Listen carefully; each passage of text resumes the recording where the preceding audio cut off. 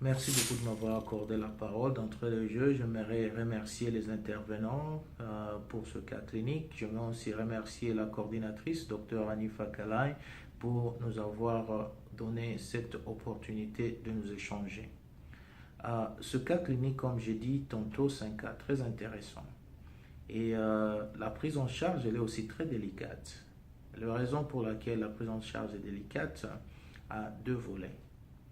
Le premier volet, c'est qu'il y a des risques qui sont des risques majeurs. Et ce risque, premièrement, c'est cette thrombose veineuse inférieure de membres, profonde de membres inférieurs, à ce que je sache.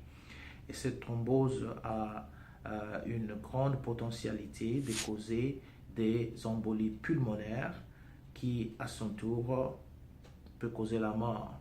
Et selon les évidences, une thrombose pulmonaire cause la mort dans 50% de cas.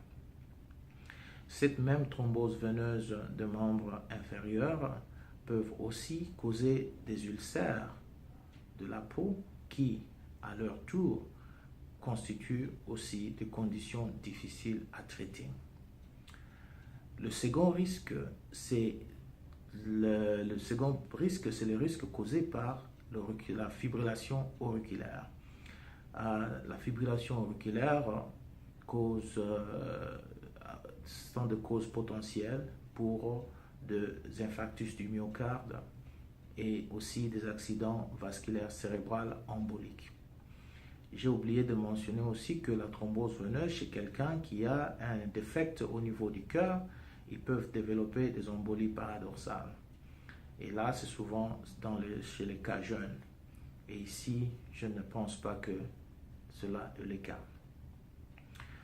Alors, dans l'autre côté, l'autre volet, c'est le problème de choix de médicaments qui doivent être adaptés aux patients.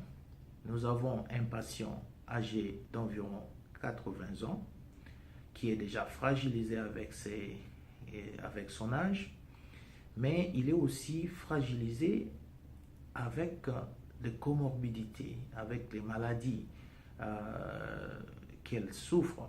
Notamment, on nous a parlé par exemple de l'insuffisance rénale.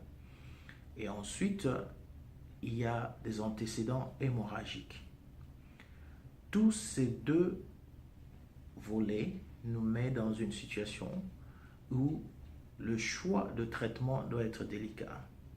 Est-ce qu'il faut anticoaguler ces patients ou non? Et pour répondre à cette question, qui est la question la plus majeure, la plus importante, de ma part, je devrais normalement me rabattre sur le patient et la famille pour savoir qu'est-ce que la famille veut. D'autant plus que si on ne soigne pas ce malade, il y a risque de mort. Si on soigne le malade, il y a risque de saignement qui peut aussi pousser à la mort. On doit faire le balance. Si le malade décide d'aller faire le choix d'un traitement actif, et là, maintenant, nous devons nous décider sur le bon choix de médicaments qui seront plus adaptés à son état de santé. Mais si, par exemple, le patient décide une voie inactive, une voie palliative, là aussi, il faudra peut-être mettre le patient dans le confort. Imaginons que ce patient a toutes ses capacités intellectuelles et cognitives, donc, et décide d'un traitement actif.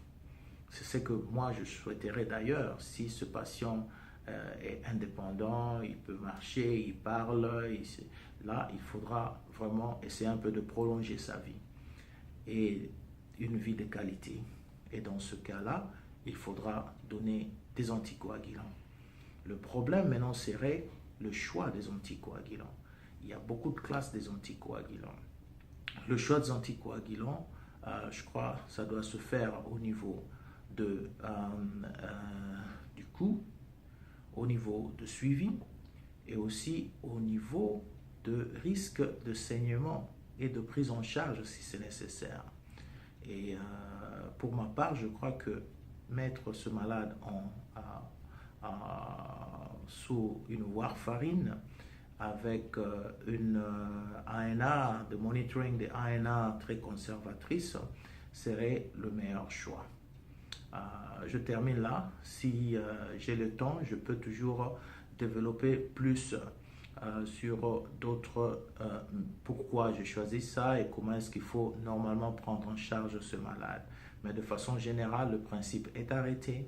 La warfarinisation serait bénéfique pour ce malade. Oui, alors je voulais aussi corriger, je voulais aussi dire ceci, quand je parlais des uridines et de fondaparinux, souvent ce sont des médicaments qu'on utilise quand il y a une thrombopénie, la thrombopénie causée par les héparines. Comme vous le savez, les héparines causent une condition qu'on appelle HIT, heparin-induced thrombocytopenia. Et c'est dans cette situation-là qu'il faudra se recourir à des héparinoïdes comme le fondaparinux et les uridines. Alors, je voulais aussi faire un mot sur d'autres interventions comme par exemple des thrombectomies, si on peut chirurgicalement sous devoir radiologique et qu'on sort aller enlever ce caillot. Pour ce patient en tout cas, je ne pense pas que ce soit un bon choix du fait de ses comorbidités et de risques. Et quand on fait le balance, je crois que le mettre sous warfarine serait plus important. En ce qui concerne, je voulais faire un mot sur les investigations. J'ai dû parler des dimères.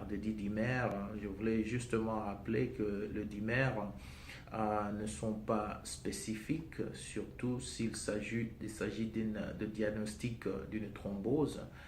Ce n'est pas vraiment spécifique, parce que on peut le trouver dans beaucoup d'autres conditions, y compris les conditions de maladies infectieuses, de maladies inflammatoires, de maladies rénales. Mais ça joue un rôle dans l'exclusion. Et normalement, ce qu'on fait, c'est qu'on utilise un critère qu'on appelle le critère de Wells, ou Wells Criteria. Et ce critère, quand les valeurs prédictives sont élevées, on doit directement aller vers des investigations de choix comme le CT scan, ou la tomographie computérisée avec l'angiographie pulmonaire, ou souvent c'est ça le gold standard. Et quelqu'un qui a une maladie vasculaire rénale avancée, on peut utiliser le scan, le Vicky scan, avec le mismatch.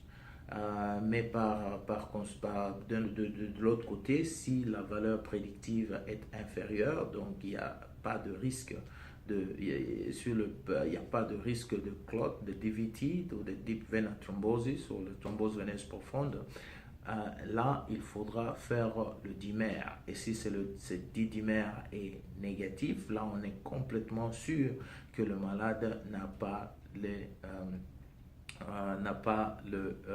la maladie. Mais si elle est positive, il faudra pousser davantage des investigations. On fait l'ultrasound pour le thrombose de membres inférieurs et on fait le CTPA ou tomographie computérisée avec angiographie pulmonaire pour le membre supérieur. Voilà au moins ce que je peux parler en ce qui concerne la prise en charge de ce patient. Mais il faut dire que c'est un cas pas très facile et la prise en charge elle est vraiment complexe, très complexe. Ok, merci.